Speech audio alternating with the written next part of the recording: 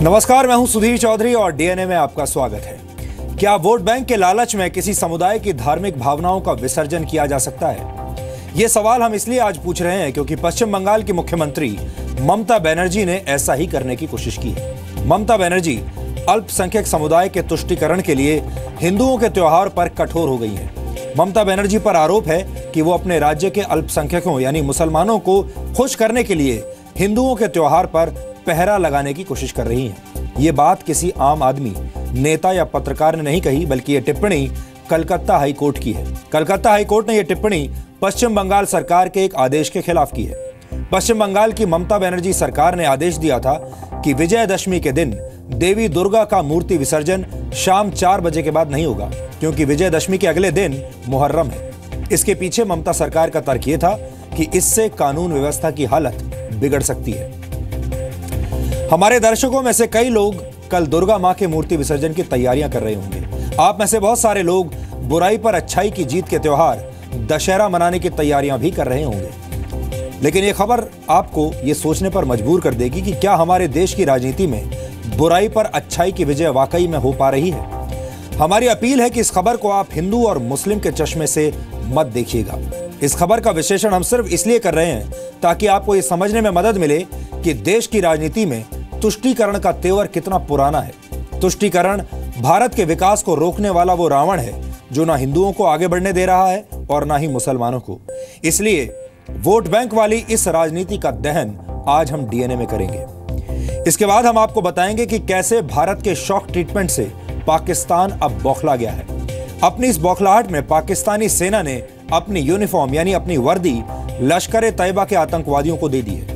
यह खुलासा जी न्यूज के हाथ लगी एक गुप्त रिपोर्ट से हुआ है। इस रिपोर्ट के बारे में भी आज हम आपको विस्तार से बताएंगे। आज हम सर्जिकल स्ट्राइक के सबूत मांगने वालों पर भी सीधे जी न्यूज के स्टूडियो से एक वैचारिक मिसाइल छोड़ेंगे। सबूत मांगने वालों की विशेष मांग पर आज हम पूरे देश के सामने एक वीडियो जारी करेंगे।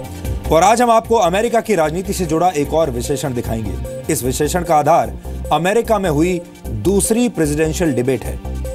इस डीएनए टेस्ट के द्वारा हम इस सवाल का जवाब ढूंढने की भी कोशिश करेंगे कि क्या भारत में चुनावी रैलियों का सॉफ्टवेयर अब आउटडेटेड हो चुका है और क्या भारत में लोग अपनी स्वेच्छा से नेताओं की रैलियों में जाते हैं। और अगर ऐसा नहीं है तो फिर भारत में नेता जनता के साथ वन वे ट्रैफिक वाले अंदाज में संवाद क्यों करते हैं। कब भारत की जनता भी चुनावों से पहले अपने नेताओं से सीधे सवाल पूछ पाएगी। इस संभावना की तलाश करने वाला विश्लेषण आज हम करेंगे और हम चाहेंगे कि हमारे नेता भी अब अपने तौर तरीकों को बदल लें। लेकिन आज का डीएनए टेस्ट शुरू करने से पहले देखते हैं आज की तमाम बड़ी खबरें नॉनस्टॉप न्यूज में। श्रीनगर के पास पंपोर में आतंकियों के साथ सुबह 6:30 बजे शुरू हुआ एनकाउंटर जारी है। एनकाउंटर में सेना का एक जवान घायल हो गया है। जिस एंटरप्रेन्योरशिप डेवलपमेंट इंस्टीट्यूट यानी ईडीआई की बिल्डिंग में आतंकी छिपे हुए हैं, उस पर सुरक्षा बलों की तरफ से लगातार हथगोले फेंके जा रहे हैं। बिल्डिंग के एक हिस्से में आग लग गई। आशंका है कि इमारत के 6ठे या 7वें फ्लोर पर 3 आतंकी छिपे हुए हैं। इसी साल फरवरी में भी ईडीआई बिल्डिंग में आतंकी घुस गए थे। तब 3 दिन चले एनकाउंटर में सभी आतंकी मारे गए थे। खुफिया एजेंसियों ने संसद पर हमले का अलर्ट जारी किया है। सूत्रों के मुताबिक आईएसआई ने जैश-ए-मोहम्मद को दिल्ली में संसद समेत कई जगहों पर बड़े आतंकी हमले का निर्देश दिया है। संसद भवन के अलावा आतंकी दिल्ली सचिवालय, लोटस टेम्पल और अक्षरधाम मंदिर को भी निशाना बना सकते हैं। गृह मंत्रालय ने दिल्ली में कई जगहों की सुरक्षा बढ़ाने के निर्देश दिए हैं। Given the specific targets, high footfall areas में पेट्रोलिंग हो रही है, रेगुलर ग्रुप पेट्रोलिंग हो रही है, मोटरसाइकिल्स पे ग्रुप पेट्रोलिंग हो रही है ताकि विजिबिलिटी ऑफ फोर्स रहे। किसी को कोई उसमें लगे कि संदिग्ध चीज लगे तो वो उनको आके रिपोर्ट कर सके। खुफिया एजेंसियों के मुताबिक कश्मीर घाटी में 250 से ज्यादा आतंकवादी मौजूद हैं। इनमें से ज्यादातर आतंकवादी पाकिस्तानी मूल के हैं। सेना को इन आतंकवादियों की मौजूदगी को खत्म करने के लिए ज्यादा से ज्यादा टेरर ऑपरेशन चलाने के निर्देश दिए गए हैं। खुफिया एजेंसियों ने भारत पाकिस्तान की अंतर्राष्ट्रीय सीमा के लॉन्चिंग पैड पर लश्कर के कई आतंकियों की मौजूदगी का अलर्ट जारी किया है। खुफिया सूत्रों के मुताबिक लश्कर के ये आतंकी पाक रेंजर्स की वर्दी में घूमते देखे गए हैं और भारत में घुसपैठ की कोशिश कर सकते हैं। पहले भी जितनी इन्फिल्ट्रेशन होती हैं वो इंडियन आर्मी की ड्रेस डालते हैं तो वो मेरे को कुछ लॉजिकली नहीं लगता कि वो रेंजर्स की ड्रेस डालकर वो कोई घुसपैठ करेंगे। सिर्फ ये है कि उनकी ड्रेस डालकर वो कुछ एक अपने साथियों को इंडक्ट जरूर कर सकते हैं। खुफिया सूत्रों के मुताबिक लश्कर ने कश्मीर में हमला करने के लिए 3 ग्रुप बनाए हैं। एक ग्रुप को फातिमा नाम की महिला लश्कर कमांडर लीड कर रही है। दूसरे ग्रुप का चीफ अबू उसामा उर्फ जहांगीर को बनाया गया है। तीसरा ग्रुप आतंकी हम्माद के इशारे पर काम कर रहा है। कश्मीर में लश्कर कमांडर अबू दुजाना के आदेश पर लश्कर के तीनों ग्रुप हमले की साजिश रच रहे हैं। सर्जिकल स्ट्राइक के बाद पाकिस्तान सरकार का गुस्सा अब अपने ही मीडिया पर फूटा है। प्रधानमंत्री नवाज शरीफ ने राष्ट्रीय सुरक्षा के मुद्दे पर गलत खबर छापने के खिलाफ सख्त कार्रवाई का आदेश दिया है।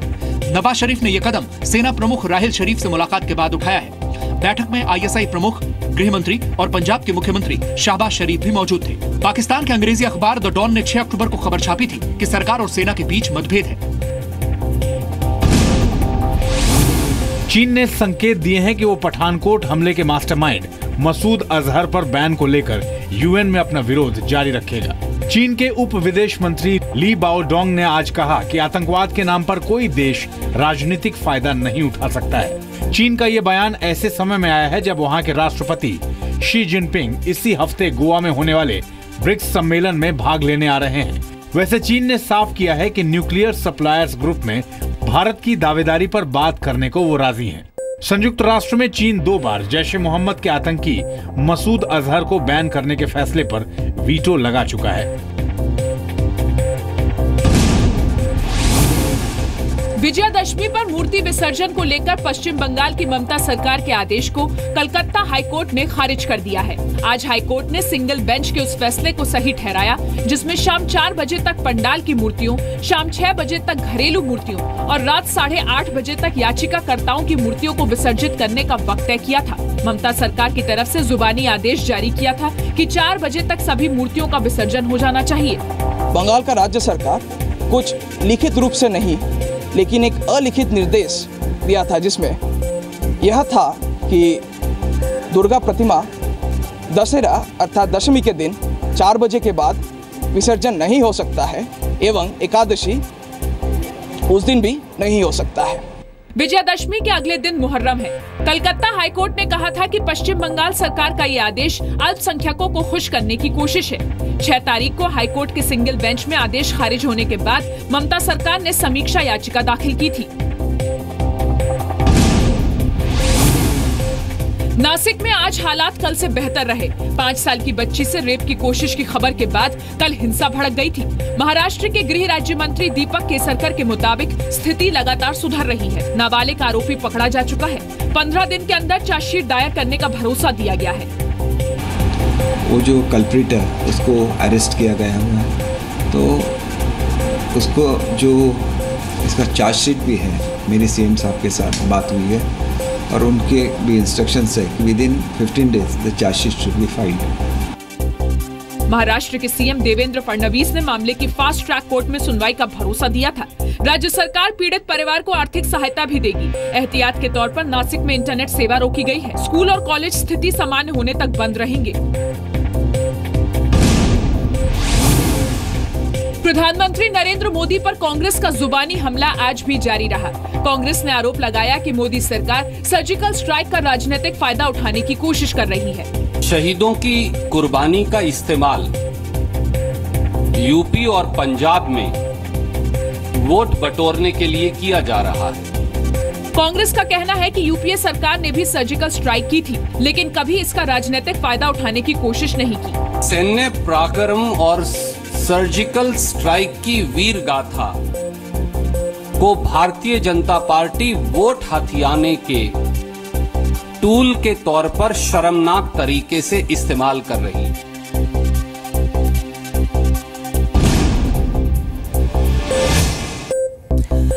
डीएनए में आज सबसे पहले हम बात करेंगे तुष्टीकरण के नाम पर वोटों के खेल की, जो आपके साथ वर्षों से खेला जा रहा है।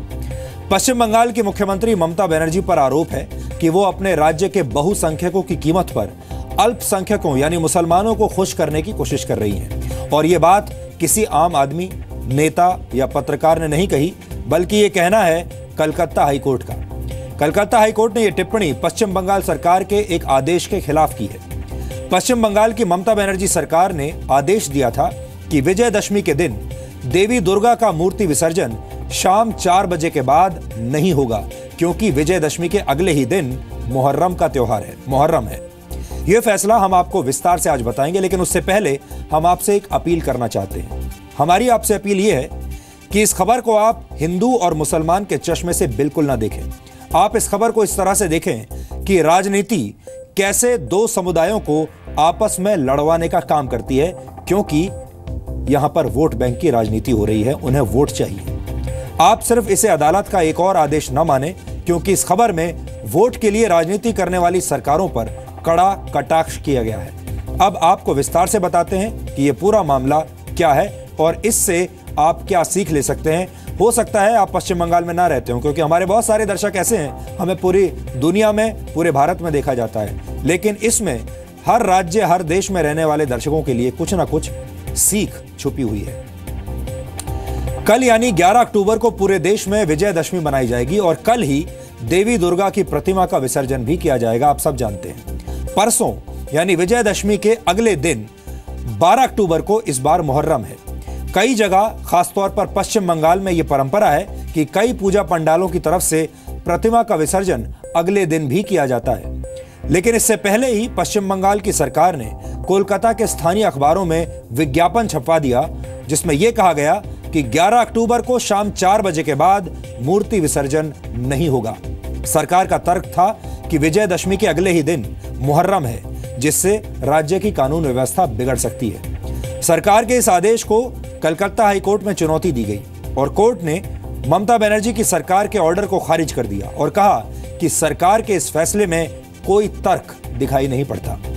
जब अदालत में पश्चिम बंगाल की ममता सरकार से जवाब तलब किया गया तो यह पता चला कि यह फैसला लिखित रूप में नहीं लिया गया था, यानी यह आदेश बिल्कुल मौखिक था। इस फैसले के खिलाफ पश्चिम बंगाल सरकार ने इसके बाद एक रिव्यू पिटीशन दाखिल की, लेकिन आज अदालत ने उस रिव्यू पिटीशन को भी खारिज कर दिया।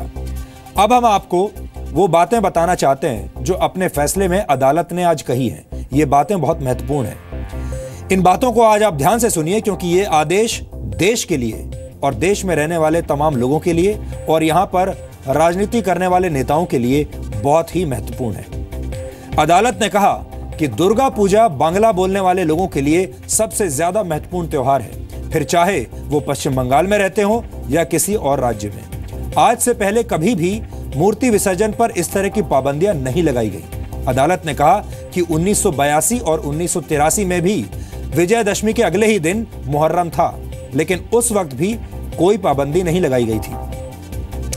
अपने आदेश में अदालत ने यह भी कहा कि राज्य सरकार बहुसंख्यकों की कीमत पर अल्पसंख्यकों को खुश करने की साफ साफ कोशिश कर रही है।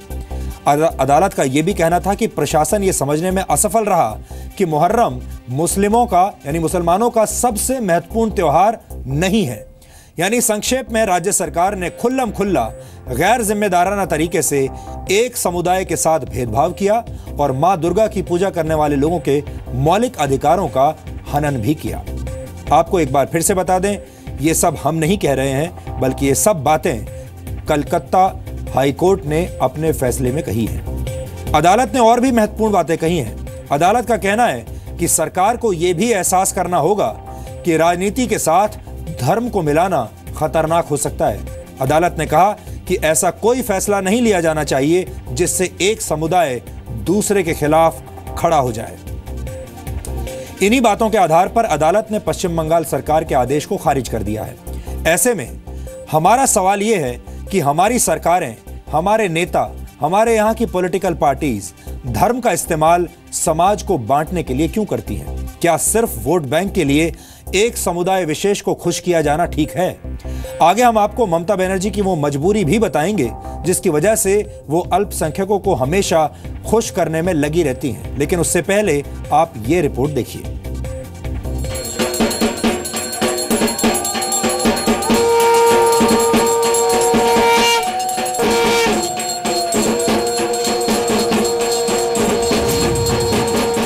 मुहर्रम पर ममता, पूजा पर प्रहार।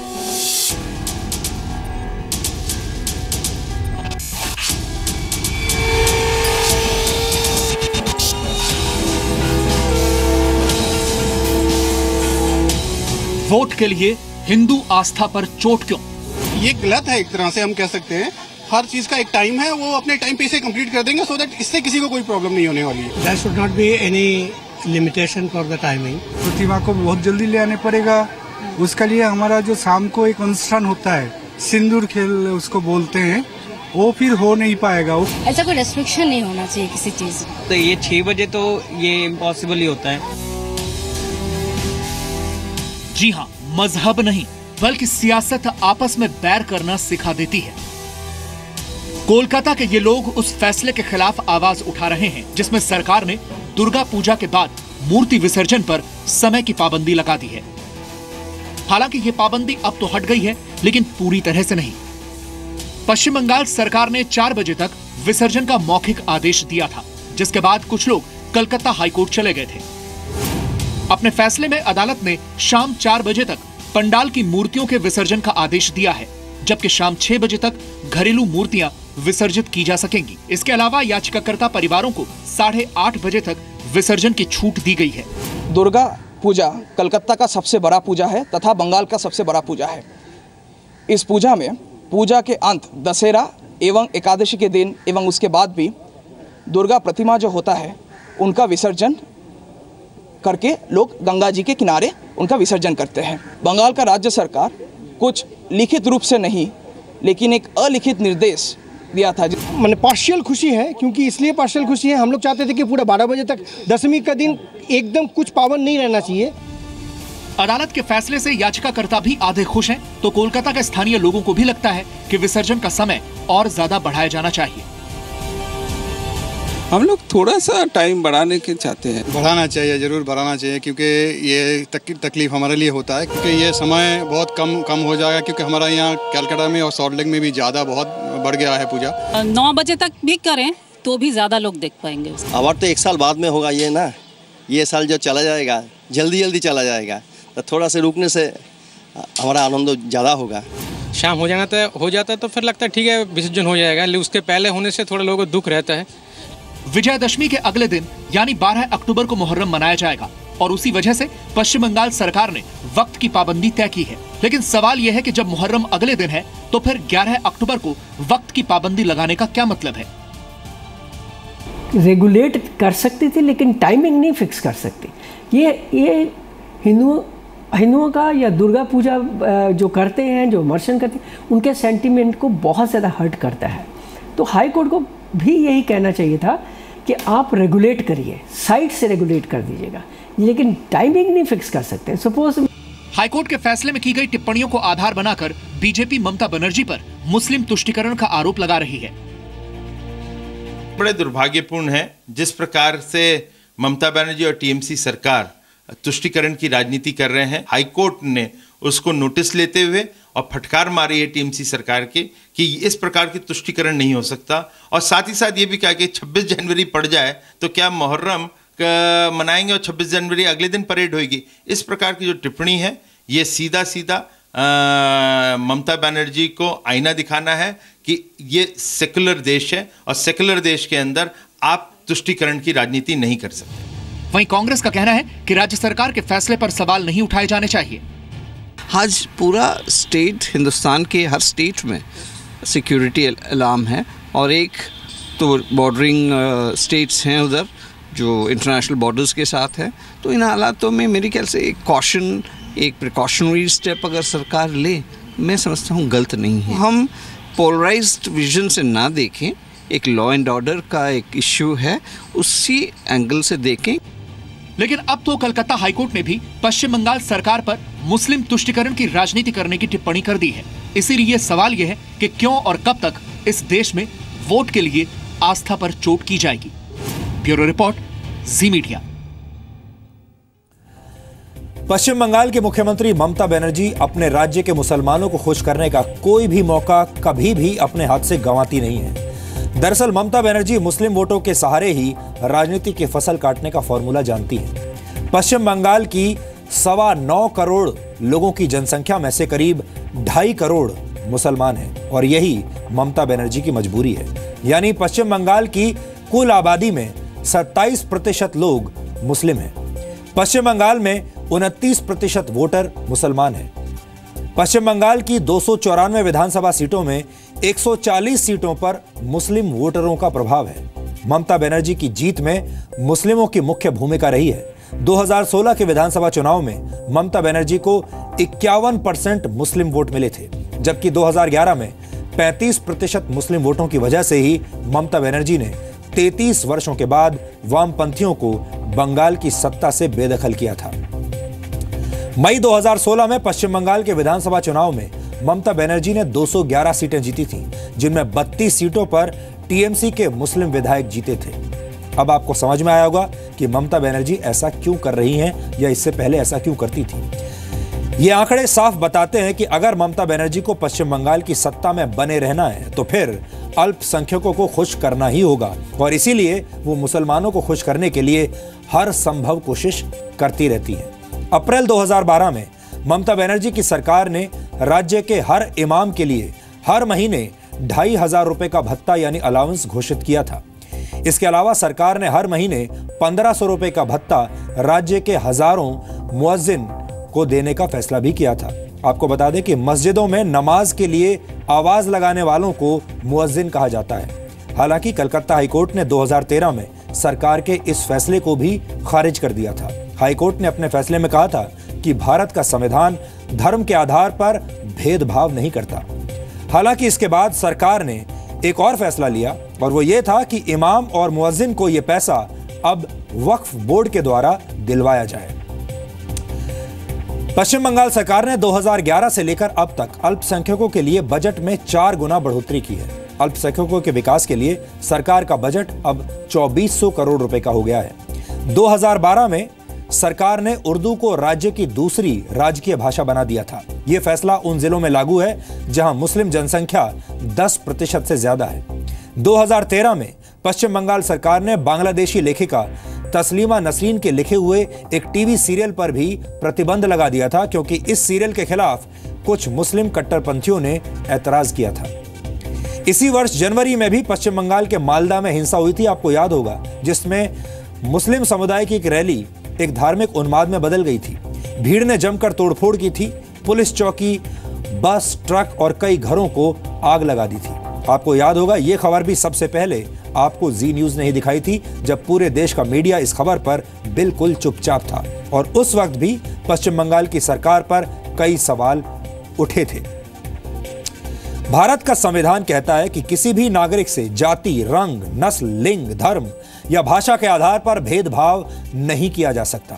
हमारा संविधान देश के हर नागरिक को बराबरी का अधिकार देता है, चाहे वो हिंदू हो, मुसलमान हो, सिख हो, ईसाई हो, किसी भी धर्म का हो। लेकिन जब हमारी सरकारें ही वोट बैंक के लिए अलग अलग समुदायों को अलग अलग कर देती हैं, तो संविधान की मूल भावना बहुत पीछे छूट जाती है। यह हमारे देश की विडंबना है कि जिन सरकारों का काम संविधान को लागू करना होना चाहिए या उनका काम संविधान को लागू करना है, वही सरकारें वोट बैंक के सामने संविधान को भूल जाती हैं। आप इसे सिर्फ पश्चिम बंगाल या किसी एक राज्य की समस्या मानने की भूल ना करें। तुष्टीकरण की राजनीति की यह तस्वीर पूरे देश की हकीकत बन चुकी है। राज्य कोई भी हो, सरकार कोई भी हो, हालात तकरीबन ऐसे ही हैं। हमें यह लगता है कि देश में तुष्टीकरण की राजनीति अब बंद हो जानी चाहिए, क्योंकि तुष्टीकरण देश के विकास के रास्ते में सबसे बड़ी बाधा है, और अगर इस राजनीति को कोई खत्म कर सकता है तो सिर्फ आप हैं, यानी इस देश की जनता। जब तक आप नेताओं के बहकावे में और उनकी मीठी मीठी बातों में आना बंद नहीं करेंगे, नेता देश की जनता को वोट बैंक की तरह इस्तेमाल ऐसे ही करती रहेगी।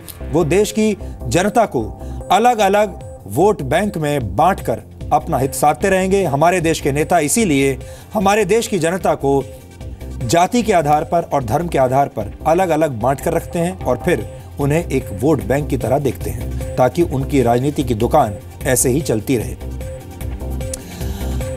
देश में आप जानते होंगे, हमारे तुष्टीकरण की राजनीति, अब हमारी कोशिश है कि यह बंद हो जाए और इसकी जगह विकास की राजनीति शुरू हो जाए। सरकार अगर तुष्टीकरण के नाम पर जनता के लिए अलग अलग पैकेज डिजाइन करने की बजाय उन्हें आर्थिक और सामाजिक तौर पर इतना सक्षम बनाए, तो इन समस्याओं को खत्म किया जा सकता है। यानी हमारे देश के नागरिक, चाहे वो किसी भी धर्म के हों, किसी भी जाति के हों, अगड़े हों, पिछड़े हों, अगर सरकार उन्हें इतनी सुविधाएं दें कि वो अपने दम पर सक्षम हो जाएं, तो फिर उन्हें इस तरह के आर्थिक पैकेजेस की जरूरत नहीं पड़ेगी, इस तरह की तुष्टीकरण की जरूरत नहीं पड़ेगी, इस तरह की आर्थिक मदद की जरूरत नहीं पड़ेगी और ना ही राजनीति में उनका इस्तेमाल हो सकेगा और हमारा देश तरक्की के रास्ते पर आगे बढ़ पाएगा।